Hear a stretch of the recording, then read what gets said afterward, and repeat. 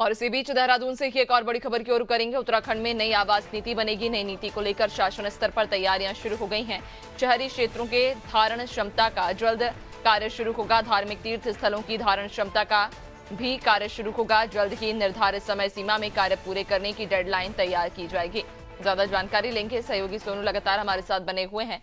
सोनू, उत्तराखंड में नई आवास नीति बनाई जाएगी, किस स्तर पर इस नीति कि जो प्रारूप है, जो रूपरेखा है, वो तय की जाएगी और क्या खास होगा? देखिए नैन्सी, प्रयास ये किए जा रहे हैं कि जो नई नीति है इसमें एक तो धार्मिक स्थलों की जो धारण क्षमता है इस नीति के तहत उसको तय समय से किया जा सकेगा, उसका काम जल्द शुरू हो सकेगा। दूसरा, इस नीति के तहत जो आवास नीति है, शहरी क्षेत्रों का खास तौर से जो धारण क्षमता है उसका आंकलन किया जा सकेगा और उसके आधार पर फिर निर्णय लिया जा सकेगा कि वास्तव में किस क्षेत्र विशेष की कितनी धारण क्षमता है और इस नीति के तहत जो है कितने बसावट यहाँ की जा सकती है, क्योंकि इसका प्रारूप अब तैयार किया जाएगा। इसमें और भी पहलुओं को शामिल किया जाएगा।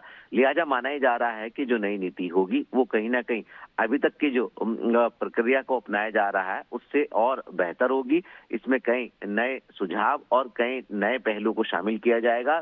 आने वाले समय में जैसे हम धार्मिक स्थलों की बात करते हैं कि एक समय में कितने लोग जो हैं उस धार्मिक स्थल पर पहुंच सकते हैं दर्शन करने के लिए, तो धारण क्षमता का भी आंकलन किया जा सकेगा और जल्द ही इसका कार्य भी शुरू हो जाएगा।